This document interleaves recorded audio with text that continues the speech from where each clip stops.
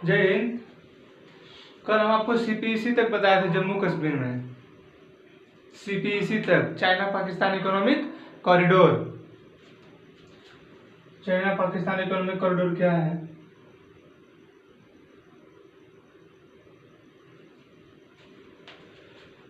जो पाकिस्तान है, यहाँ पर एक तो अमेरिका को अपना दिया था गिलगिट अड्डा, गिलगिट का अड्डा।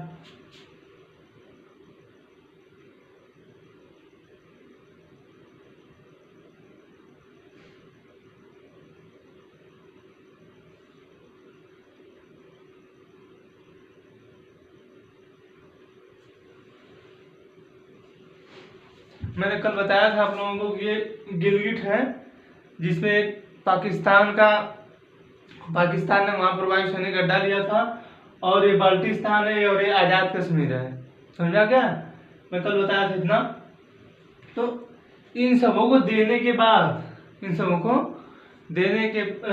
इसे जो है गिलगिट जो वायु सैनिक अड्डा है, इसे देने के बाद जब उसे लगा कि भारत अपना पीओके, जब उन्होंने विलय पत्र पर हस्ताक्षर कर दिया था हरि सिंह ने, वो तो जो शेख अब्दुल्ला था वो तो चाहता ही नहीं था, लेकिन फिर भी उसने संविधान में 370 जुड़वा के ये बोल दिया कि कोई भी कानून जो है भारत का जम्मू कश्मीर पर लागू ही नहीं होगा। तो वो चाहता था कि इससे पाकिस्तान जो है, पाकिस्तान एक नया राज्य बन नहीं रहा है, भारत एक नया राज्य बन रहा है, जम्मू कश्मीर हम एक नया राज्य बनाएंगे। एक नया राज्य बनाएंगे तो वही जो सोचा हुआ भी वही हुआ। क्या उसमें कि वो सोच रहा था कि अगर जम्मू कश्मीर एक नया राज्य बन जा रहा है तो कुछ दिन बाद हरि सिंह को टपका दिया जाएगा, मार दिया जाएगा, तो उसके बाद फिर शेख अब्दुल्ला शासन करेंगे। तो हुआ वही, शेख अब्दुल्ला के बाद फारूक अब्दुल्ला के बाद उमर अब्दुल्ला। जो धारा 370 नहीं हटती तब तक तो अब्दुल्ला ही चलते। महबूबा मुफ्ती थी ना भी वहाँ पे, तो उनके साथ थी महबूबा मुफ्ती। तो 57 पार्टियां शायद उनके पास थी, 57 वोट, और 37 की 35 वोट महबूबा मुफ्ती के पास थे। तो महबूबा मुफ्ती बोल रहे थे कि हम प्रधानमंत्री बनेंगे, अरे मुख्यमंत्री बनेंगे। वो बोल रहे थे हम मुख्यमंत्री बनेंगे। इसी में हो गए बस भारत के अमित शाह जी जो है लगा के दिमाग को सुअर दिए। तो गिलगिट जो है वायु सैनिक अड्डा तो अमेरिका का यहाँ पर हो गया। मैं इसके बाद फिर बताया था कि इसके आसपास जब उसने सोचा कि अब भारत ले लेगा अपना, 2 मई सन 2011 को जब एबटाबाद में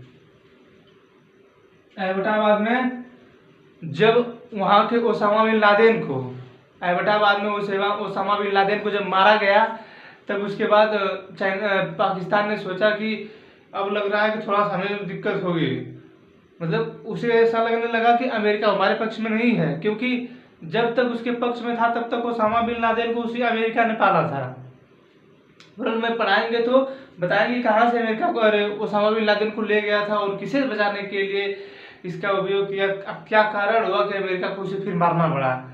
तो ओसामा बिन लादेन को जब उसने मारा तो पाकिस्तान को समझ में आ गया कि अब दिक्कत हो सकती है। तो उसने क्या किया कि गिलगिट जो उसका वायु सैनिक अड्डा है उसके आरे पर से जितनी भी जमीन थी वो दे दिया चाइना को। क्या किया उसने वो चाइना को दे दिया। अब क्या हुआ, अब जब चाइना को दे दिया तो सबसे पहले जब यहाँ पे जो लिया था वायु सैनिक अड्डा अमेरिका ने जब वायु सैनिक अड्डा लिया तो पहले दिन बताए थे कि वो यहाँ से चाहता था कि भारत पे भी नजर रखेगा, चाइना पे भी नजर रखेगा, रूस पे भी नजर रखेगा। भारत पे भी नजर रखेगा, चाइना पे भी नजर रखेगा, रूस पे नजर रखेगा। क्योंकि भारत जो है जब आजाद हुआ तो वह रूस के फेवर में था, क्योंकि रूस जो था साम्यवादी होना चाहता था और जो अमेरिका है पूंजीवादी होना चाहता था।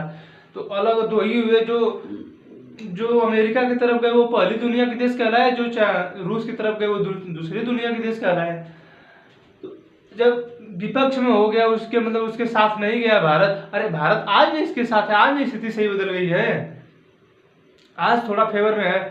तो ये जो है यहाँ पर लेने के बाद अब इसको दे दिए, चाइना से पड़ती भी नहीं थी उसके बाद दे दिए। तो इसे लेने के बाद जब वो नाराजगी तो हो गई कुछ, इसके बाद तो ठीक था, इतना तक दिए थे। एक यहाँ पे सस्क्राम घाटी है, संस्क्राम घाटी उसे भी गिफ्ट में दे दिए। अब यहाँ पर क्या किया, संस्क्राम घाटी में उसने अपनी सेना बैठा दिया। वहां पर जो है, यहाँ पर है, ये जो है इसका,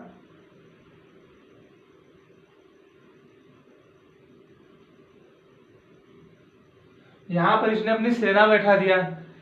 ठीक था, अभी तक तो ठीक था। इसके बाद क्या किया, यहीं पे यहीं से सीपीसी ला दिया।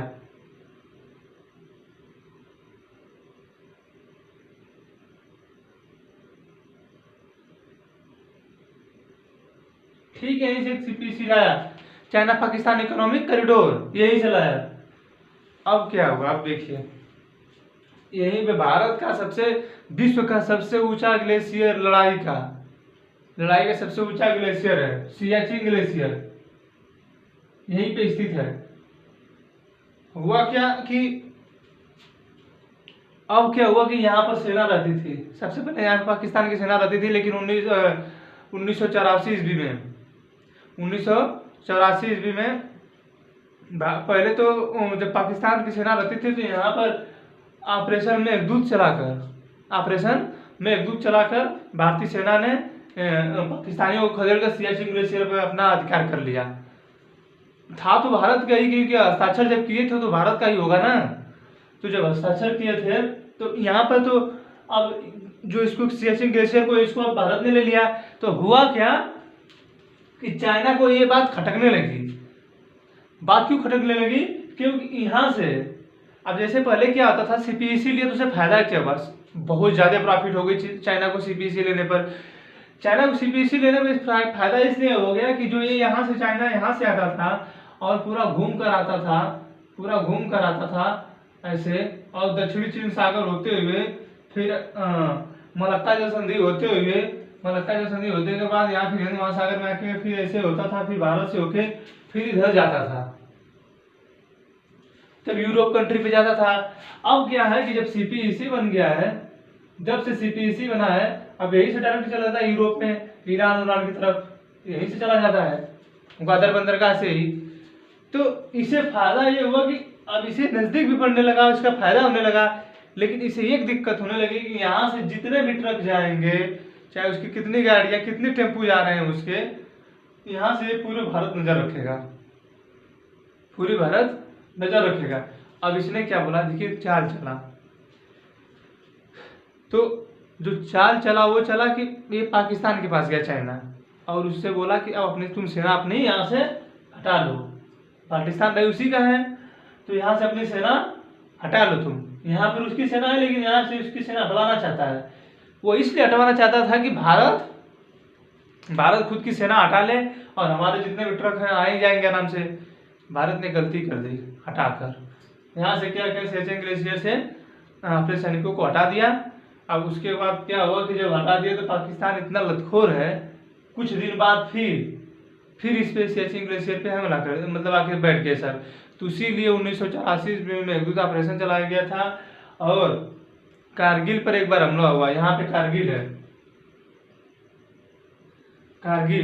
इस पे भी हमला हुआ था। कारगिल मूवी बनी है ना, तो इसी बेस पे इस पे भी हमला हुआ था। इसे ऑपरेशन विजय के तहत थल सेना ने, इसे तो वायु सेना ने जीता है, मेघदूत जो है वायु सेना का, इस थल सेना ने विजय ऑपरेशन करके इसे हरा के इनके वहां पर भेजा था। तो यहाँ पर जब हमारी सेना जब आई और फिर ऐसी बातें मतलब सुझाव वाली बातें करके कि आप भी चले जाइए यहाँ से, तो भारत चला आया, पीछे हट गया, यहाँ से इसकी सेना हट गई, लेकिन कुछ दिन बाद फिर इसकी सेना यहाँ पर आ गई। तो उसके लिए मेघदूत ऑपरेशन चलाना पड़ा। अब यहाँ तक समझ आ गया, समझ आ रहा है कि नहीं? जब जब चाइना ने सोचा कि सियाचिन ग्लेशियर पर हमारे जो भारतीय सैनिक रह रहे हैं उसके गाड़ियों और बंकरों वाले पर नजर रखेंगे, तो उसने पाकिस्तान के पास गया और पाकिस्तान के पास आके बोला कि वहां से अपने सैनिकों को हटाओ, अगर तुम हटाओगे तो भी हटा लेगा। तो भारत ने हटा लिया, लेकिन उसके बाद क्या हुआ, फिर पाकिस्तान की सेना आ गई। तो पाकिस्तान की सेना आ गई तो भारत ने अपना कार्य कर दिया, फिर से अपने कब्जे में कर लिया। अब क्या कि चाइना जो सॉफ्ट नीति अपनाता है बार बार अपनी जो चाइना सॉफ्ट नीति अपनाता है, वो हमारे देश पे हम कल भी बताए थे कि मानव वैज्ञानिक की तरह हमारे यहाँ बैठ गया है। चाइना जो वीडियो चाहता है यूट्यूब पे डालना, वही वीडियो यूट्यूब पे डाला जाता है, लेकिन खुद यूट्यूब पे वीडियो चाइना में नहीं पड़ता है, यूट्यूब ही नहीं चलता है, फेसबुक चलता ही नहीं है, व्हाट्सएप चलता ही नहीं, वो खुद का चैट चलाता है, वो खुद का अपना चैट चलाता है। हमें समझ में नहीं आता हमारे भारत में से कौन सी समस्या हो गई है कि हमें इतना परेशानियां झेलनी पड़ रही है। हमें सिग्नेचर करके जाना पड़ता है कि चाइना एक अखंड चाइना है, वन पॉलिसी नीति के तहत हमें सिग्नेचर करके जाना होता है कि जो चाइना वन अखंड चाइना है। समझ में नहीं आता ऐसी कौन सी दिक्कत है। अरे जो सामान चाइना बना रहा है वह सामान ताइवान भी बनाता है, छोटा सा ताइवान में बनाता है, जिसे वो अखंड चाइना में मतलब गिनता है, अपने में लेता है, वो चाइना भी बनाता है। वही सामान वियतनाम भी बनाता है, जो उसके पास सटे जो देश हैं, चाइना अरे ताइवान हुआ, वियतनाम हुआ, थाईलैंड हुआ, ये जितने भी देश हैं, ये जो उसके पास सटे हैं यहाँ पर, वो तो बनाते हैं, वो भी सामान है, क्योंकि वही के पास हैं, वही के तो है सब। जो मेन चाइना मानता है अपने आप को, हान चाइना को मेन चाइना वाले लोग मानते हैं, तो ताइवान जो उसी के पास तो था, हान चाइना वाले भी ताइवान में हैं। लेकिन हमारा भारत जो है वो जाएगा उसी के पास ही जाता, इसलिए है कि वहाँ की जो आर्थिक नीति है, मतलब थोड़ा सा ज़्यादा सॉफ्ट है वहाँ पे भ्रष्टाचार बहुत कम है। हमारे यहाँ भ्रष्टाचार तो इतना है, क्या करेंगे हम, भ्रष्टाचार ही बहुत है, कुछ कर नहीं सकते हैं। तो ये जो अभी सीपीएससी लेने का कारण समझ में आया उसका, सीपीएससी क्यों ले लिया, लेकिन उसे दिक्कत ही नहीं समझ आ रही कि दिक्कत क्या होगी।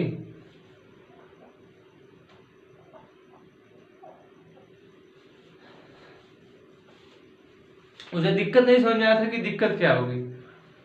यहाँ तक तो समझा कि सीपीसी तक, सीपीसी क्यों ले लिया, यहाँ पे पहले था अमेरिकनों से वायुसैनिक अड्डा था, इसे 2 भागों में बांटा गया है। अब देखिए इन तीनों की साझी राजधानी बाल्टिस्तान, आजाद कश्मीर और इसकी गिलगिट की, इन तीनों की साझी राजधानी जो है मुजफ्फराबाद है। यहाँ पर एबटाबाद बताए हैं, मुजफ्फराबाद।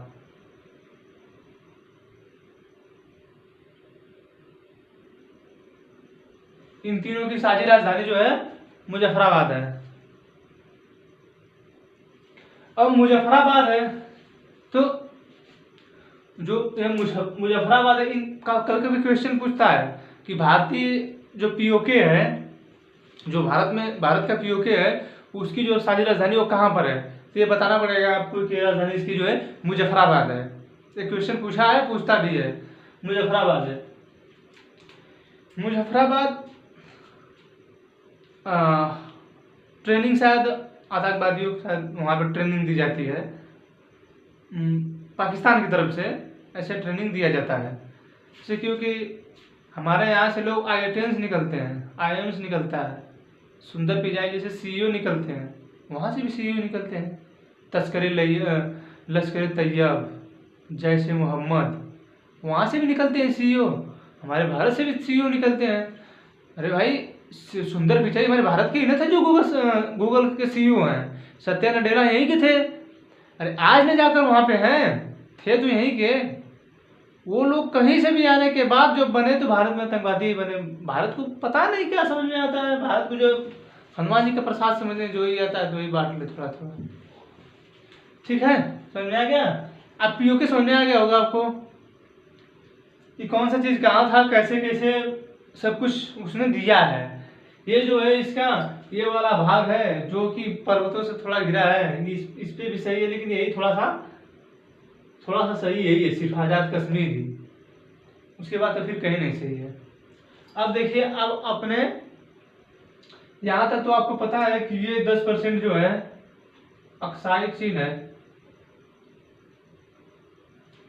आप लोगों को पता है कि 10% अक्साई चीन है। क्वेश्चन पूछा है कि कितना परसेंट अक्साई चीन है, कितना परसेंट पीओके है, तो 30% पीओके, 10% अक्साई चीन है। समझ में आया।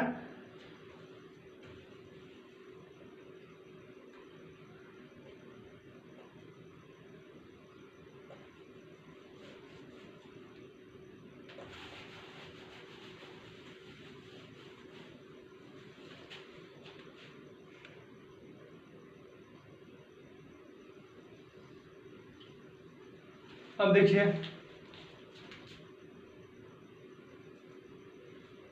पहले क्या था, पहले जो कश्मीर था, हमारे पास जो कश्मीर था, हमारे पास अभी भी वही हमारे पास ही है, लेकिन उसकी आकृति कैसी थी ये देख लीजिए। पहले जो था ये कश्मीर ऐसे था,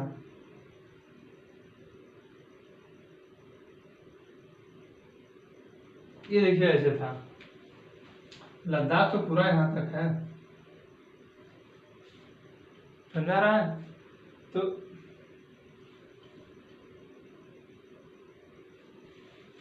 पहले जो कश्मीर था, पहले जो कश्मीर था ये था, ये कश्मीर था। यहाँ यहीं पे कश्मीर घाटी में यहीं पे भी आतंकवादी रहते थे, यहीं पे गोलियां चलती थी बार बार, यहीं पे जो भी कार्य होता था यहीं पे होता था। ये जम्मू है, वैष्णो देवी जी यहीं पे, जम्मू में ही वैष्णो देवी है। मौका मिले तो कभी जाइए, हमें भी जाना है। ये जो है ये लद्दाख है। तो ये जो जम्मू है, ये जो जम्मू है, यहाँ पर हिंदू बहुत ज्यादा हैं और इस यहाँ पर मुस्लिम बहुत ज्यादा हैं, और यहाँ जो लद्दाख है यहाँ पर बौद्ध धर्म के लोग ज्यादा हैं। हुआ क्या, यहाँ पे हर बार हो रहा था, मतलब बहुत ज्यादा आतंकवाद फैल रहा था। सरकार ने क्या सोचा कि एक काम करते हैं कि जब इसे जो है यहाँ पे कर देते हैं, कश्मीर को जम्मू में कर देते हैं। हुआ यही, इसे मिटा दिया गया इस लाइन को। अब समझ आ रहा है? अब देखिए, अब समझ में आएगा आपको। ये जो है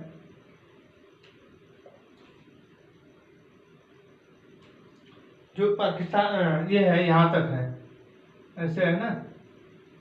तो अब लद्दाख कैसे देखा था वर्तमान नक्शे में, जैसे अब हम आपको बता रहे हैं कि पीओके वाला है, तो भारत में जो है ये भाग दिखाता नहीं ना है, पूरा भारत माना जाता है। तो एक बात और है कि लोग बोलते हैं कि पीओके वापस क्यों नहीं आया। पीओके वापस इसलिए नहीं आया कि 1945 में यूएनओ का गठन हुआ था। जैसे क्वेश्चन पूछ देते हैं लोग कि सर यूएनओ को वापस क्यों लाया जा सकता है या नहीं, अरे पीओके को वापस क्यों नहीं लाया जा सकता, ऑक्साइड चीन को वापस क्यों नहीं लाया जा सकता। तो हुआ क्या कि ये जो है पीओके, जब जवाहरलाल नेहरू थे मुख्यमंत्री, जवाहरलाल नेहरू जब मुख्यमंत्री थे तो उन्होंने अब सोचे कि नया नया है, अब बवाल तो पला ही था, अब इन्होंने क्या किया, इसे उठाकर यूएनओ में डाल दिया। 1945 में इसका गठन हुआ था, 2 ही 3 साल हुआ था, तो इन्होंने सोचा कि ये नया है, तुरंत फैसला कर देगा। 47-48 में इन्होंने इसे डाल दिया इसमें। आज तक भारत में जैसे फैसला होता है, जस्ट इसी तरह इसका भी फैसला होता है। आज तक कभी नहीं हो पाया इसका। इस पे कैसे फैसला आएगा जब पूरे विश्व का जो पूरे विश्व को देखता है, तो इस पे इतना फैसला थोड़ा आएगा। अब वही वही जो यूएनओ वाले हैं, वही यूएनओ वाले ही देखते हैं। तो जो कश्मीर है ये वाला, ये आतंकवाद पीड़ित है। अब हमारे भारत के प्रधानमंत्री मोदी ने क्या दिमाग लगाया, दिमाग ये लगाया कि देखिए इसी के तहत इसको भी नहीं ला सकते। वो तो सीधे सीधे बात कहता है कि इस पे बात करो ही मत। हम आपको 100 रुपये के एग्जाम्पल दिए थे कि 100 रुपया दे के कहता है 1000 रुपये मेरा दो। 100 रुपया तो आपने लुटाया ही है, 1000 लेकर 1100 रुपया आपसे लूटना चाहता है। तो जैसे अब उसकी नीति यही है, यहाँ पर आएगा फिर यहाँ पर अब आएगा। हम आपको समझा दें सब कुछ फिंगर उंगर कैसे है। अब 1948 में अब पंडित जवाहरलाल नेहरू जब यूएनओ में अपना केस कर दिया तो कुछ हुआ नहीं, कुछ भी नहीं हुआ। जब केस यूएनओ में चला जाएगा ना तो उसी तरह लटका ही रहता है, बहुत जल्दी सॉल्व नहीं होता है। लेकिन पंडित जवाहरलाल नेहरू को लगा कि नहीं ऐसा सॉल्व हो सकता है।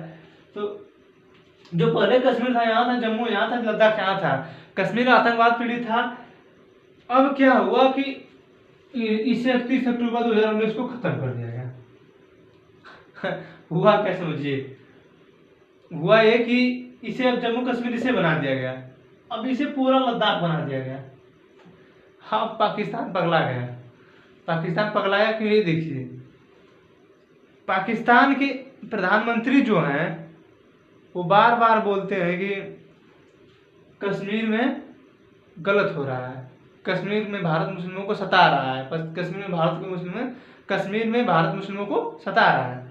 हुआ क्या कि जब इसे लद्दाख में मिला दिया गया है, और कभी भी यूएनओ की कमेटी जो है वो देखने कभी आएगी जब यहाँ पर कि कहाँ पे मतलब इतना पीड़ित क्यों हो रहा, क्यों सताया जा रहा है, तो भारत के प्रधानमंत्री कहेंगे बोलेरो बुक करो इनके लिए, बोलेरो बुक करो और ले जाओ जम्मू कश्मीर।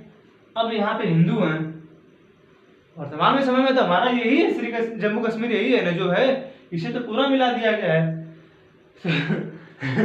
हुआ क्या कि अब कोई आएगा देखने, अब कोई देखने आएगा इसे, तो अब तो आएगा सिर्फ जम्मू में देखने की, जम्मू कश्मीर और श्रीनगर यही वाला है। तो यहाँ पे जब देखने आएगा तो यहाँ पर जब पूछेंगे कि आपको भारत से कोई दिक्कत है, तो नहीं, अब कहेंगे जब वैष्णो देवी है, खुद यहाँ पे वैष्णो देवी है, यहाँ पे हिंदू तो बहुत ज़्यादा है, तो वो लोग थोड़ा कहेंगे कि हाँ हमसे दिक्कत है।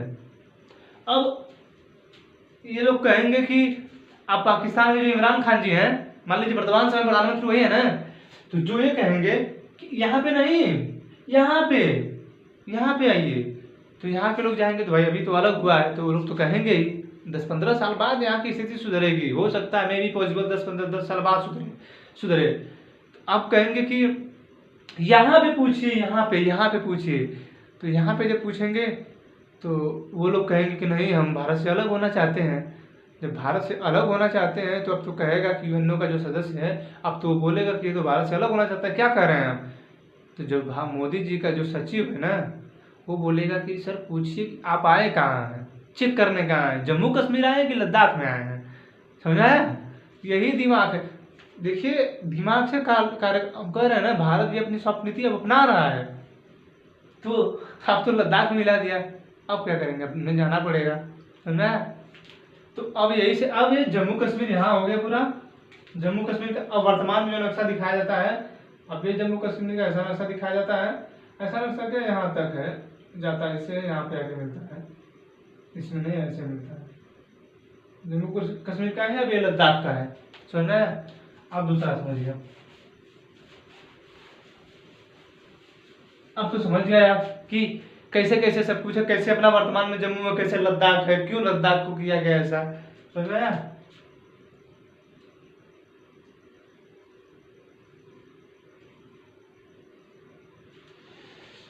ये जो है जैसे अब कश्मीर में घाटियां हैं, कश्मीर में जो घाटी है, कश्मीर में घाटियां इसीलिए घाटी उसे कहते हैं, जैसे दर्रा किसे कहते हैं, जब पर्वतों के बीच छोटा सा गैप हो, खाली स्थान हो, तो उसे दर्रा कहते हैं। लेकिन वही खाली स्थान जब कई मतलब लगभग नियर अबाउट 600-700-800 मीटर में हो, खाली स्थान 600-700-800 मीटर में, जहाँ लगभग एक गांव बस जाए, तो उसे घाटी कहते हैं। जैसे समझ लीजिए कैसे घाटी कहेंगे, ये है पर्वत, ये पर्वत है, और फिर एक यहाँ पर्वत है, इसके बीच नियर अबाउट 700-800 मीटर, 1 किलोमीटर का, इसे घाटी कहते हैं, इसे जो घाटी कहते हैं। और यही अगर ऐसे हो गया तो इसमें जो निकलता है उसे दर्रा कहते हैं, समझ में आया। तो घाटियां यहाँ पे स्थित हैं। आप बार बार सुनते हैं कि जब भी कोई गोलीबारी होती है तो कहता है कश्मीर घाटी में गोलीबारी हुई, कश्मीर घाटी में गोलीबारी हुई। तो जो कश्मीर, अब घाटी भी समझ में आ गया।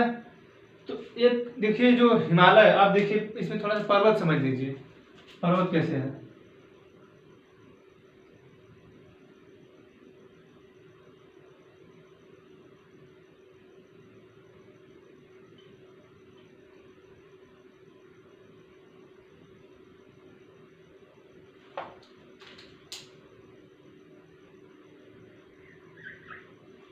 ये जो पर्वत है, श्रेणियां हैं, ये काराकोरम है, फिर लद्दाख है, जास्कर है, पीर पंजाल है, इधर हिमाचल प्रदेश में धौलाधार है।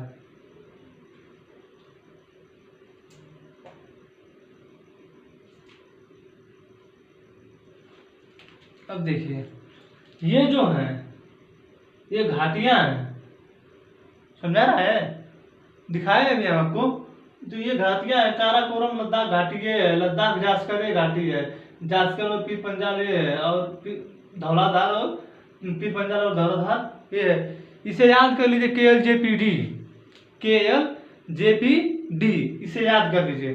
तो ये जो घाटी है, तो यहीं पे एक घाटी है कुल्लू घाटी, ये हिमाचल प्रदेश में पड़ता है ना। और अब ऐसा थोड़ा है कि ये जो काराकोरम लद्दाख है ये सिर्फ भारत में ही है। अब है कि जब जा रहा था तो अगर भारत आ गया, भारत में जाओ बाहर उसके, ऐसा तो होगा नहीं, वो तो प्राकृतिक चीज है। तो यहाँ तक आया है, जो यहाँ तक आया है, तो जो भारत का कुल्लू घाटी, ध्यान रखिए, भारत का कुल्लू घाटी जो हिमाचल प्रदेश में है, और पाकिस्तान का स्वात घाटी दुनिया में सेब के लिए प्रसिद्ध है। दुनिया में सेब के लिए प्रसिद्ध है, समझ में आया। अब इसको देख लीजिए, ये घाटियां हैं, ये जो है, जो ये है घाटी है, समझ में आ रहा है। ये जो है घाटियां, काराकोरम लद्दाख, लद्दाख व्यासकर, व्यासकर पीर पंजाल, पीर पंजाल धौलाधार। ये अब क्या हुआ कि ये जो घाटियां स्थित है, ये तो घाटियां हैं, इन्हें ट्रांस हिमालय कहा जाता है। क्या कहा जाता है? क्योंकि जो आपका हिमालय है ना, यहीं से यहीं तक है। एक मिनट देखिए, जो हिमालय है आपको पता होगा कि यहीं से यहीं तक है।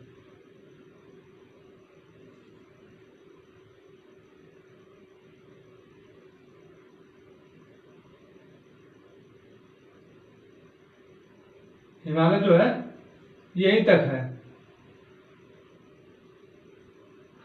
अब देखिए, हिमालय यहीं तक है।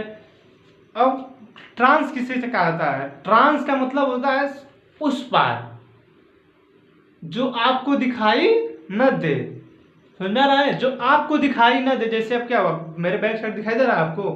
क्या है मेरे बैक साइड? अब वैसे घूमेंगे दिखाई देगा कि क्या पीछे हमारे है, लेकिन वर्तमान समय बैक साइड हमारा दिखाई दे रहा है। क्या है मेरे बैक साइड? बोर्ड पे नहीं, मेरे बैक साइड कुछ दिखाई दे रहा है, लेकिन अभी घूमेंगे तो हमें मुझे देख लेंगे।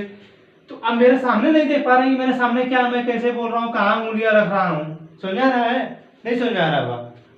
नहीं समझ आ रहा है समझ में? तो ये जो है भारत का जो हिमालय है, विश्व की सबसे लंबी पर्वत श्रेणी कौन सी है? एंडीज है, लेकिन विश्व की सबसे ऊंची पर्वत श्रेणी हिमालय है। तो जो हिमालय है, ये विश्व की सबसे ऊंची पर्वत श्रेणी है। तो जो हिमालय है, इसके ऊपर ये जो धौलाधार है, इसे छोड़कर काराकोरम, लद्दाख, जास्कर, पीर पंजाल, ये जो है ट्रांस हिमालय में आते हैं। ट्रांस का मतलब उस पार। अब हम लोग क्या है, हम लोग यहाँ से देखते हैं, टुकुर टुकुर टुकुर टुकुर, हम लोग इधर से देखते हैं। तो ये इस हमारे लिए तो ये उस पार है। तो हमारे लिए जब उस पार है तो ये ट्रांस हिमालय हुआ। हमारे लिए उस पार हुआ, तो हम कह रहे हैं बार बार, जिसे हम लोग हेल के पार करें, मतलब एक तरफ से दूसरी तरफ चले जाएं। जैसे आपको पता होगा कि रूस, एक मिनट रुकिए, हम आपको थोड़ा सा नक्शे में दिखा रहे हैं।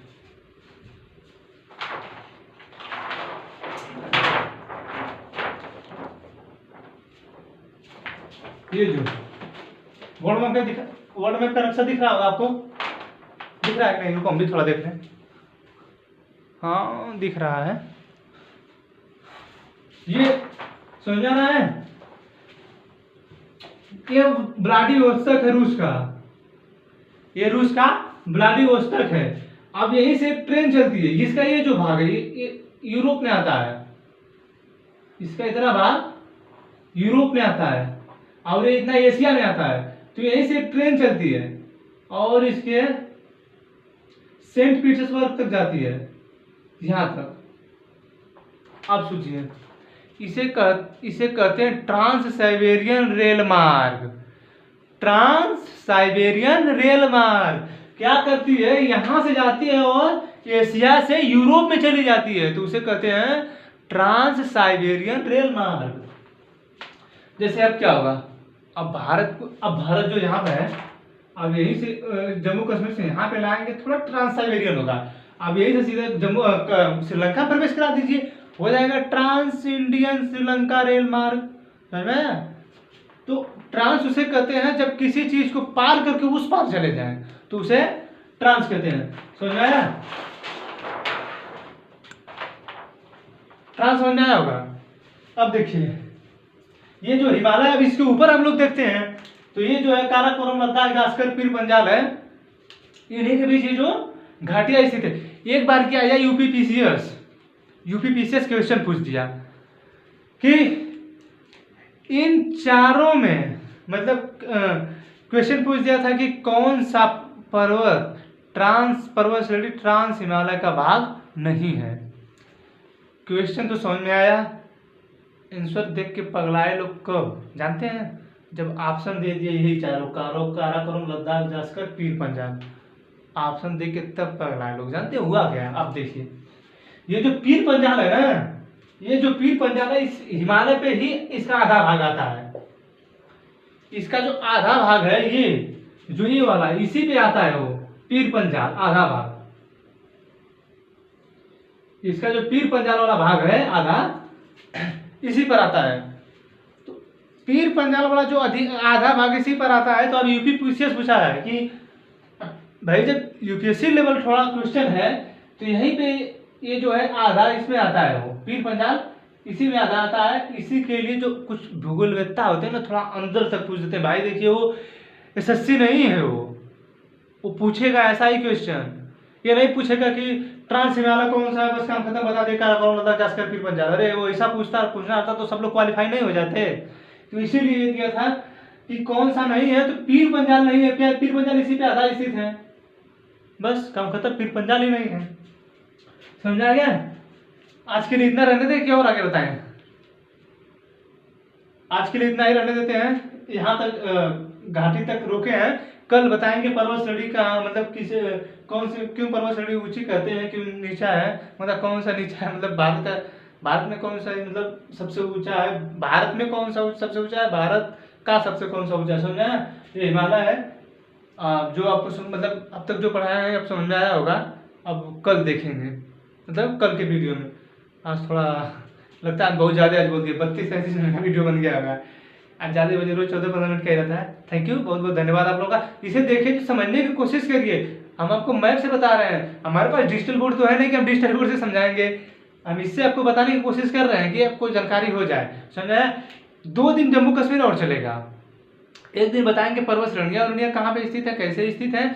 एक दिन पूरी जानकारी दे देंगे कि वैष्णो देवी कहाँ स्थित है। जम्मू कश्मीर का सबसे ऊंचा जो ग्लेशियर है वो लोकेशन बताई दी है। लेकिन लद्दाख सबसे बड़ा सांसदीय क्षेत्र है, वहाँ पे सबसे ऊंचा हवाई अड्डा है। सब कुछ समझा है, सब कुछ बता देंगे। 2 दिन और जम्मू कश्मीर चलेगा। टोटल 5 क्लास चला है। अब 14-15 मिनट 20 मिनट का वीडियो बना रहे तो चलेगा ही उतना। जब 1-1 घंटा क्लास चलता तो 3 घंटा आराम से चलता। समझ में? थैंक यू, बहुत बहुत धन्यवाद आप लोगों का। अगले वीडियो का इंतजार कीजिए।